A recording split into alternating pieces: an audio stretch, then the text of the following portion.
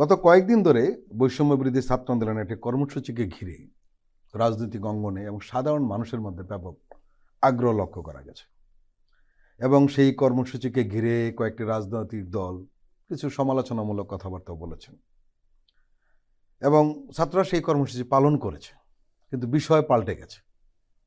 তাদের বিষয়টা ছিল প্রক্লেমেশন অফ জুলাই রেভলিউশন, বা আমরা বলতে পারি যে জুলাই বিপ্লবের ঘোষণাপত্র। কিন্তু তারা যে প্রোগ্রামটি করেছেন মার্চ ফর ইউনিটি, এবং দেখলাম গতকাল রাত্রে এটা পাল্টে গেল। আপনি নিজের সংবাদ সম্মেলন করে এই বিষয়টি বলেছিলেন যে জুলাই বিপ্লবের ঘোষণাপত্রের সঙ্গে সরকারের কোনো সম্পর্ক নেই। আপনি এও বলেছিলেন যে জুলাই বিপ্লবের ঘোষণাপত্র কর্মসূচিকে সরকার প্রাইভেট ইনিশিয়েটিভ বা বেসরকারি উদ্যোগ হিসাবে দেখতে চায়। এরপর কিন্তু সরকার এই বিষয়টি নিয়ে ঠিকই সক্রিয় হয়েছে।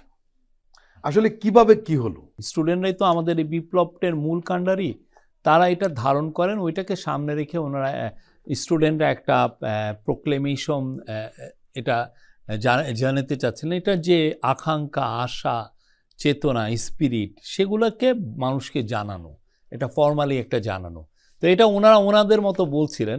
আমরা যেটা গতকালকে বললাম যে আমরা সবাইকে বললাম যে না, এটা যদি হয় তাহলে সবাই মিলে কালকে একটা খুব ইম্পর্টেন্ট সম্বন্ধিত সর্বসম্মতিক্রমে সবাই মিলে আমরা কেননা সবাই তো ছিল ওই আন্দোলন যেটা হলো, সেটা অবশ্যই স্টুডেন্টরা সামনে থেকে তারা নেতৃত্ব দিয়েছে। তারা সবচেয়ে বেশি মানে মারা গিয়েছে, আমাদের স্টুডেন্ট ভাই বোনরাই মারা গিয়েছেন।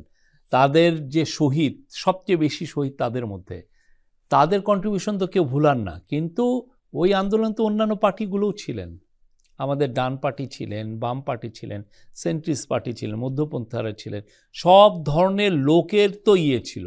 তো ওইটাকে সামনে রেখে আমরা গতকাল যেটা বললাম যে সবাইকে নিয়েই আমরা এক ধরনের ঘোষণাপত্র। আমার মনে হচ্ছে ওটা একটা গোষ্ঠীর ঘোষণা হতো, কিন্তু সরকার যদি ঘোষণাটা দেয় তাহলে সবার ঘোষণা হবে নিঃসন্দেহে। আমরা সব কিছুতেই অনার করি, ওনারা যেটা করছেন সেটাও আমরা অনার করি। বাট কালকের বিউটিটা হচ্ছে যে আমরা সবাইকেই বলছি যে একসাথে মিলে আমরা এটা করব। এখানে এটা যেটা হবে সবাই যে আমরা ইউনাইটেড আছি।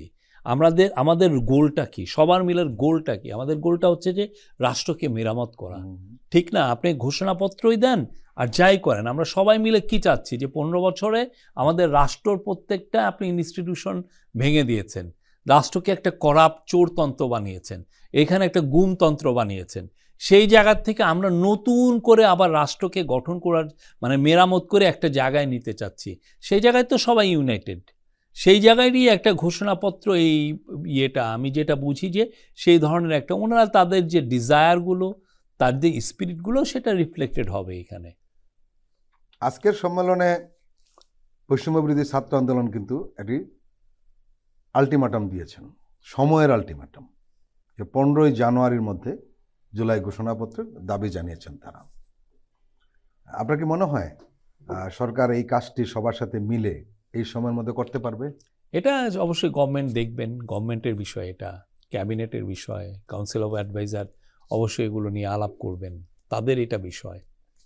একটি বিষয়ে সন্দেহ লেগেই রয়েছে যে ঘোষণাপত্র যেভাবে আসার কথা ছিল, বা আমরা এই ঘোষণাপত্রের যে খসড়া যতটুকু পেয়েছি বিচ্ছিন্নভাবে, সেই বিষয়গুলোতে আসলে রাজনৈতিক দলগুলো কতটুকু একমত হবে সেই প্রশ্ন উঠতে পারে।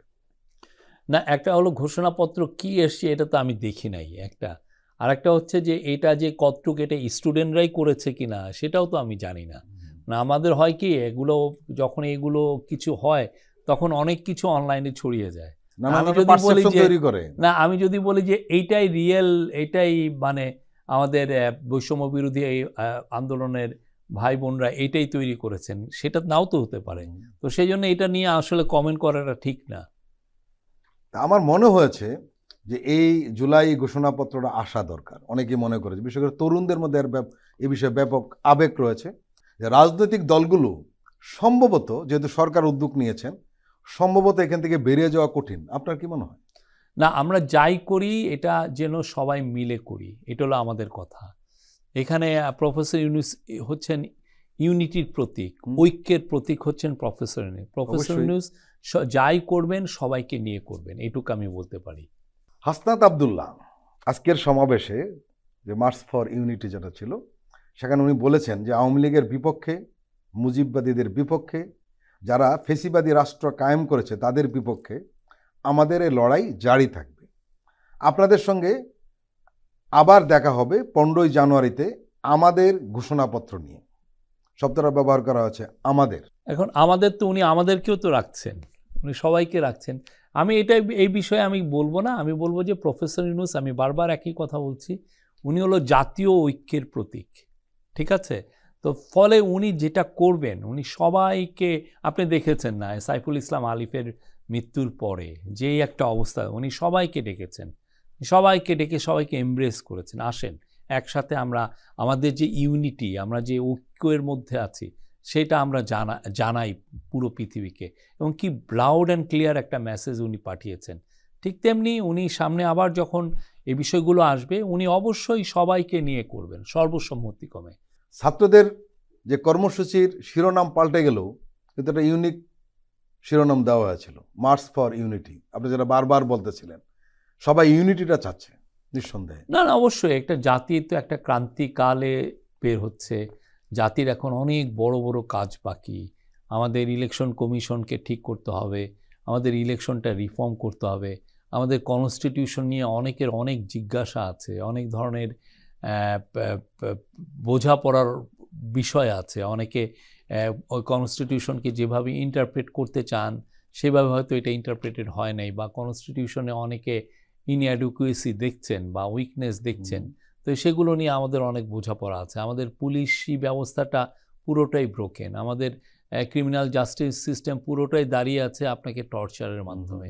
এই জায়গাটা আমাদের ঠিক করতে হবে। আমাদের জুডিশিয়ারিটি ঠিক, আমাদের কোর্টগুলোকে ভেঙে ছাড়খাড় করে ফেলছে, যার ফলে আপনার একটা লোয়ার লেভেলের আওয়ামী লীগ লিডারও একটা কোর্টের কেসকে সে ইনফ্লুয়েন্স করতে পারত।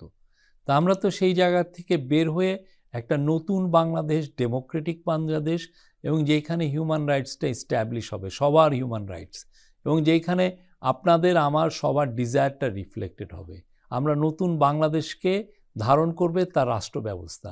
সেই রাষ্ট্র ব্যবস্থার জন্য আমরা তো সবাই মিলে কাজ করছি। হ্যাঁ, এই কাজগুলো তো আমাদের করতে হবে।